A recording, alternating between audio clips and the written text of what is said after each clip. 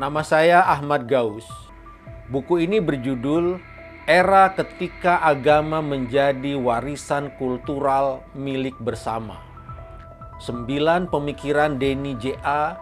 soal agama di era Google. Bagian ke-7. Menggandeng Sains dan Jalaluddin Rumi. Denny J.A. menulis sebuah buku. Judulnya Spirituality of Happiness. Spiritualitas baru abad 21, narasi ilmu pengetahuan. Terbit tahun 2020. Menurutnya, buku ini merupakan intisari 40 tahun perjalanan spiritual dan intelektualnya.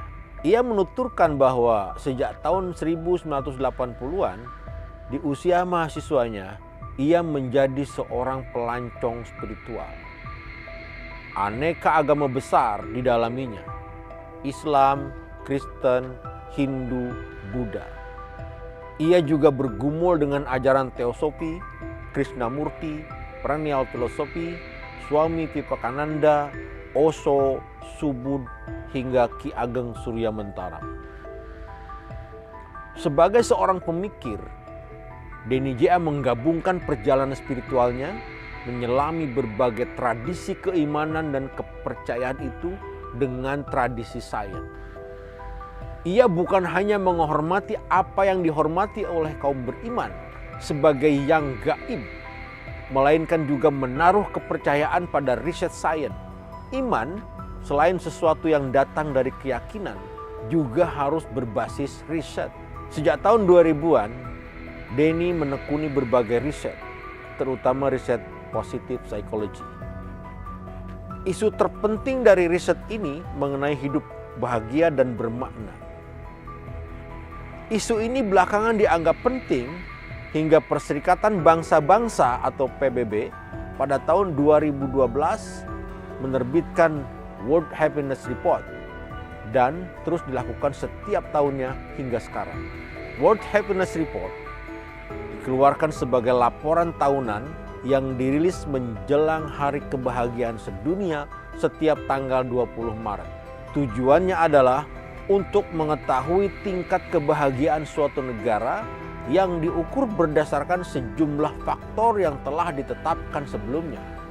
Bagi Denny, WHR atau World Happiness Report menjadi ukuran kemajuan sebuah negara.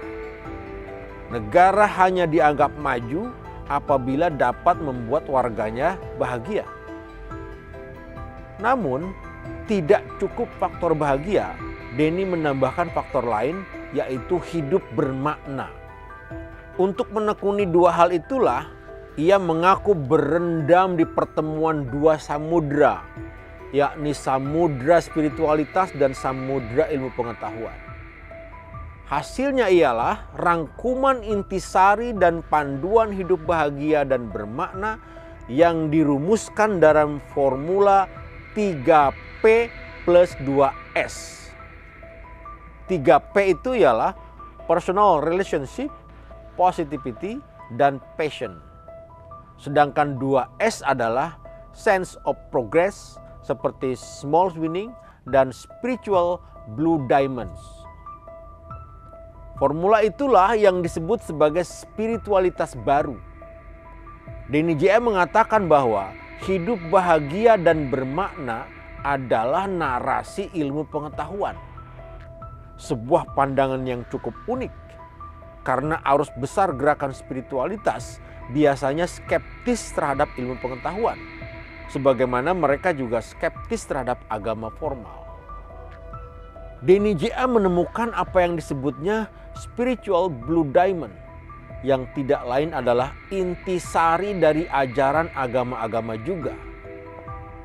Ia juga meyakini bahwa setiap agama dalam dirinya mengandung berlian yang tidak sepatutnya diabaikan, apalagi dijauhi atau dimusuhi hanya karena perbedaan konsep ajaran.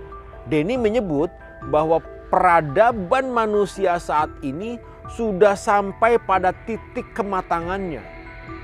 Manusia yang berbeda agama, negara, dan bahasa kini berinteraksi secara sangat intens.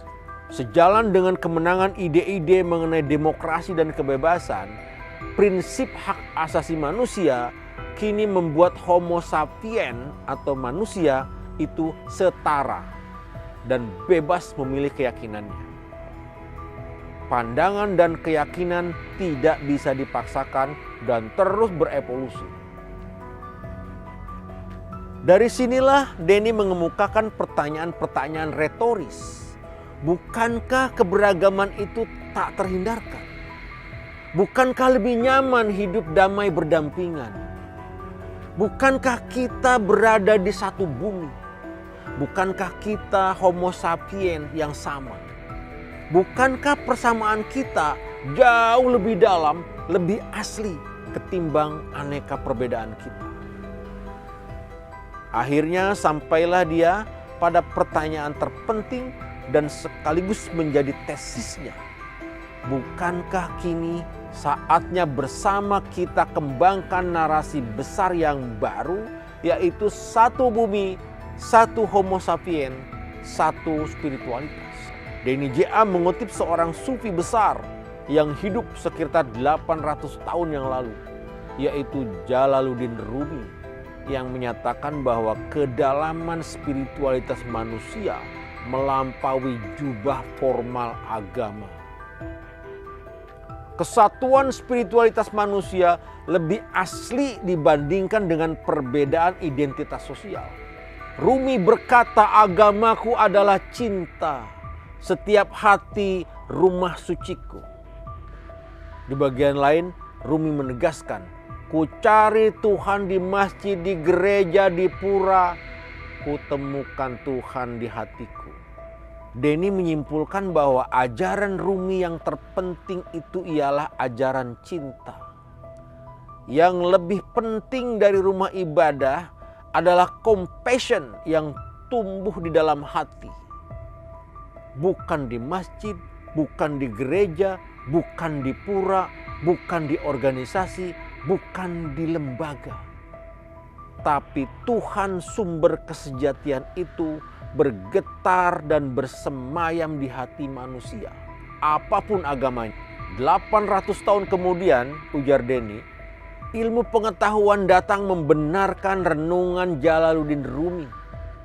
Apapun agama yang dipeluk oleh seseorang, apapun konsep Tuhannya, bahkan jika ia tidak percaya agama, tapi jika ia mengembangkan compassion dan merasa satu dengan yang lain, once with all, merasa menyatu dengan semesta, maka ia akan lebih bahagia. Apapun agama seseorang, bahkan yang tidak beragama sekalipun, jika ia terus-menerus membayangkan sesuatu yang maha besar, yang penuh cinta, yang penuh kasih, yang melindungi, maka hidupnya akan lebih teduh. Riset mengenai perasaan menyatu dengan yang lain atau the ones telah dilakukan oleh University of Mannheim, Jerman di tahun 2019. Respondennya 67.000 orang. Mereka datang dari berbagai latar belakang agama. Bahkan banyak pula yang tidak lagi percaya pada agama. Hasilnya, semakin individu merasa menyatu dengan manusia lain, tak terpisahkan dari alam semesta, semakin ia merasa bahagia. Semakin ia merasa terpisah, terisolasi dari manusia lain dan semesta, semakin ia tidak bahagia dan tidak puas. Perbedaan agama, perbedaan persepsi atas Tuhan tidak berpengaruh bagi level kebahagiaan. Yang berpengaruh hanyalah sentimen rasa menyatu atau once atau terisolasi. Riset mengenai compassion telah dilakukan oleh Dan Gilbert dari Harvard University. Ini riset tentang rasa belas kasih, sikap membantu, menolong orang lain. Hasil dari riset tersebut adalah bahwa yang mengubah kebahagiaan lebih dalam dan permanen bukan perolehan materi, bukan pula kondisi fisik. Yang memiliki efek lebih permanen adalah tumbuhnya compassion, tumbuhnya rasa cinta, tumbuhnya keinginan menolong. Rasa ini bisa dialami oleh siapa saja, tidak peduli apapun agama formalnya. Ketiadaan cinta dibandingkan dengan hadirnya cinta jauh lebih berpengaruh efeknya bagi kebahagiaan dibandingkan perbedaan identitas sosial, termasuk agama. Ada juga riset yang dikembangkan oleh ahli neuroscience Andrew Newberg dan Mark Robert Whitman. Respondennya dari berbagai agama. Mereka semua membayangkan citra Tuhan yang berbeda. Ada yang mengembangkan citra Tuhan sebagai penguasa, Tuhan yang terlibat penuh dalam kehidupan, tapi banyak menuntut. Tuhan yang banyak memberi instruksi, Tuhan yang memiliki neraka untuk menghukum. Ini jenis Tuhan yang otoriter. Ada juga yang membayangkan Tuhan yang penuh kasih, Tuhan yang terlibat aktif dalam kehidupan tapi penuh pengertian. Tuhan yang penuh cinta, pemurah, Tuhan yang maha mengampuni. Newberg dan Wolfman melakukan pendalaman dengan metode neuroscience. Menurut mereka, apapun agama yang dipeluk individu, bahkan yang tidak beragama sekalipun, jika ia membayangkan Tuhan yang penuh cinta, pemurah, akan muncul reaksi yang membuat rileks sarafnya. Riset ini menegaskan bahwa perbedaan agama tidak penting untuk membuat rasa damai. Yang lebih penting justru bayangan Tuhan seperti apa yang kita tumbuhkan dalam kesadaran. Jika yang kita bayangkan Tuhan yang penuh cinta, apapun agama yang dianut, rasa damai tercipta dalam pikiran. Tesis Denny J.A. bahwa pada dasarnya manusia itu satu didasarkan pada riset-riset di atas. Ia tidak menampik bahwa manusia memiliki agama dan keyakinan yang berbeda. Tapi di balik perbedaan itu, manusia menyimpan persamaan yang lebih dalam, yaitu hati yang sama. Mereka sama-sama butuh mencintai dan dicintai. Mereka sama ingin dianggap bagian dari keluarga besar. Once, satu homo sapiens, satu pula spiritualitasnya. Yang lebih penting lagi, kesimpulan di atas datang dari riset empirik. Ini hasil metode ilmu pengetahuan. Ini hasil dari narasi besar gelombang ketiga. Narasi besar gelombang pertama memberikan panduan berdasarkan mitologi. Narasi besar gelombang kedua memberikan panduan lewat otoritas wahyu. Sedangkan narasi besar gelombang ketiga memberikan panduan berdasarkan riset empirik. Spiritualitas baru menurut Denny lahir dari hasil riset ilmu pengetahuan. Kesimpulan Denny, spiritualitas baru tidak menggantikan agama. Bahkan spiritualitas baru juga menjawab ultimate question yang sama dengan agama tentang siapakah aku, bagaimana hidup bermakna, apa tujuan hidup. Bedanya, spiritualitas baru ini membatasi diri, memberi panduan makna hidup bahagia sejauh sudah dibuktikan oleh ilmu pengetahuan. Itulah spiritualitas baru versi Denny J.A. dengan narasi ilmu pengetahuan. Spiritualitas baru tidak menggantikan agama. Ia hanya menyatukan homo sapiens kembali. Kesatuan sesama manusia, kesatuan manusia dengan lingkungan, kesatuan manusia dengan semesta dan Tuhan. Kembali di sini, Denny mengutip renungan Jalaluddin Rumi. Kita adalah satu. Semua di alam semesta ada dalam jiwamu. Atau juga berbagai lampu memang beda, tapi cahaya yang memancar di sana sama. Renungan Rumi yang lain, tempatku tiada bertempat, jejakku tiada berjejak. Satu kita bersumber, satu kita menuju. Dalam bahasa Denny, kini saatnya dunia mengembangkan sebuah narasi baru. Satu bumi, satu Homo sapien, satu spiritualitas. Narasi baru ini menjadi moral tertinggi dan moral universal yang menyatukan Homo sapien yang kini hidup dalam tembok pemisah di 195 negara dan 4.300 agama dan 6.500 kelompok bahasa. Dengan dukungan riset akademik, neuroscience, narasi besar gelombang ketiga, renungan Jalaluddin Rumi semakin bergaung. Agamaku adalah cinta, setiap hati adalah rumah suci. Apa itu neuroscience dan apa hubungannya dengan spiritualitas? Menurut Denny, neuroscience adalah ilmu baru soal sistem syaraf manusia, menjelaskan soal fenomena perilaku, keyakinan, kecenderungan manusia dalam hubungannya dengan aktivitas otak, realitas sosial termasuk agama, dan juga berdoa dihubungkan dengan realitas sistem syaraf manusia. Pengetahuan dan spekulasi tentang otak manusia tentu sudah tumbuh ribuan tahun lalu sebelum Masehi. Tapi dijadikannya mekanisme syaraf manusia untuk menjelaskan realitas sosial ini termasuk hal baru. Sebagai contoh adalah doa. Mengapa manusia berdoa dan apa manfaatnya bagi kehidupan mereka? Banyak ungkapan dari Jalaluddin Rumi yang dikutip oleh Denny untuk menjelaskan hubungan doa dan neuroscience. Misalnya, ketika dunia menekanmu hingga dirimu jatuh berlutut, itulah posisi terbaik untuk berdoa. Jika dalam doa hanya satu kata yang dapat disebut, sebutlah kata terima kasih. Doa menghalau kabut.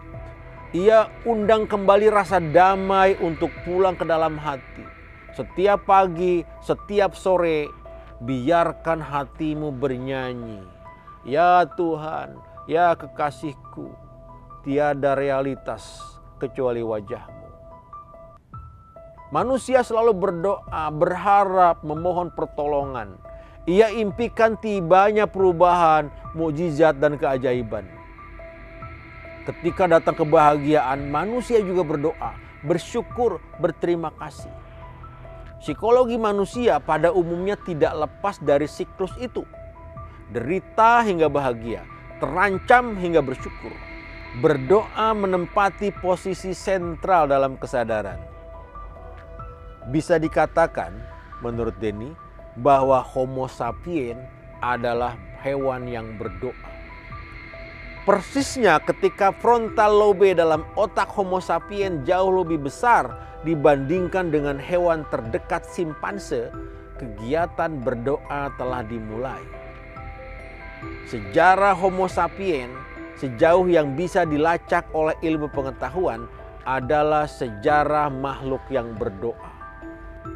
Sepanjang sejarah Homo sapien sejak 70.000 tahun lalu, kegiatan berdoa selalu hadir. Yang disembah bisa berbeda dan berubah. Dulu yang disembah ialah ular piton, lalu berubah menjadi dewa-dewi perang. Kini yang disembah ialah Tuhan Yang Maha Esa. Dulu cara menyembah sang gaib yang dimintakan pertolongan dengan menari-nari mengacukan tombak dari batu. Lalu berubah ritusnya dengan menyerahkan kurban hewan.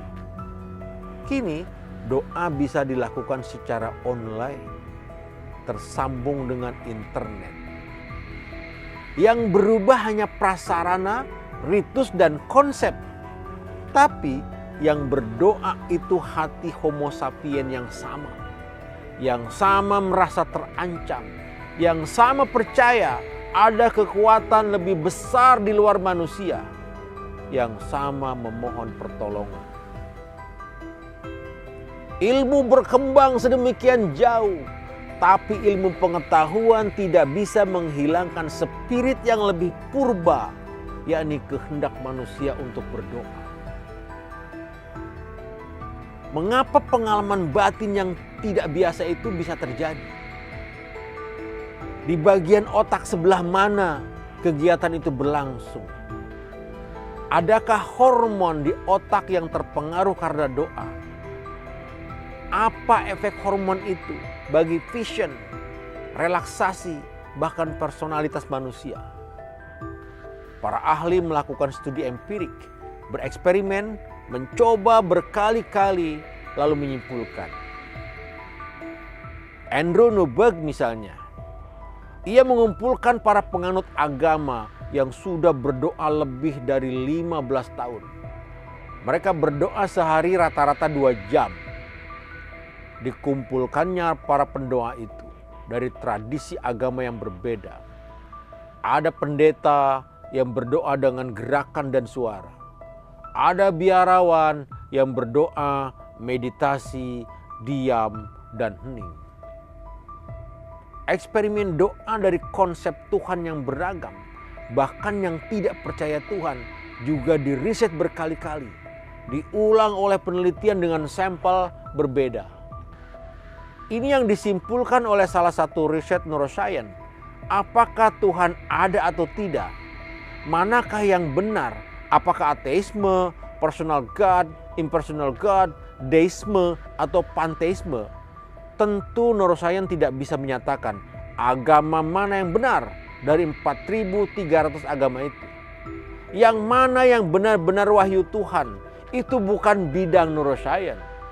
Neuroscience juga tidak hendak menjadi hakim yang memutuskan mana kebenaran dan mana ilusi dalam sistem kepercayaan. Dari hasil riset neuroscience disimpulkan, doa yang dilakukan berulang-ulang juga mengubah otak manusia. Sistem saraf kita juga dibentuk oleh keyakinan yang berulang-ulang disugestikan ke dalam kesadaran. Mereka yang acap berdoa dalam waktu lama memiliki perbedaan bagian otak dengan mereka yang tidak biasa berdoa. Apapun tradisi agama, Kristen, Islam, Yahudi, Buddha, hingga yang tak percaya agama, dapat mengembangkan citra Tuhan atau the higher self yang berbeda, yaitu Tuhan yang otoriter dan Tuhan yang maha kasih. Dalam berdoa, tidak hanya agama formal kita yang berpengaruh, tapi riwayat hidup, karakter, pengalaman pribadi ikut membentuk citra Tuhan atau the higher self. Semua berpotensi membayangkan Tuhan yang otoriter, Tuhan yang menghukum, yang meminta ketaatan, yang mengancam dengan neraka, yang membuat aturan. Semua juga berpotensi membayangkan Tuhan yang maha kasih, yang menyebar cinta, memaafkan, mengerti, menyayangi, melindungi. Riset neuroscience mencatat kesimpulan penting. Apapun agamamu atau bahkan tidak beragama, apapun konsepmu tentang Tuhan, tapi dalam kegiatan doa atau kontemplasi hanya membayangkan yang maha kasih, ia menghasilkan hormon di kepala kita yang membuat rileks, damai, teduh. Mereka yang acap merenung, berkontemplasi, berdoa dengan membayangkan Tuhan, Allah, Yahweh, Yesus, the higher self, atau apapun namanya, sejauh itu citra yang maha kasih, yang penuh cinta, akan membentuk personality yang juga lebih compassionate, individu yang lebih peduli, yang lebih mengasihi, menolong, berderma.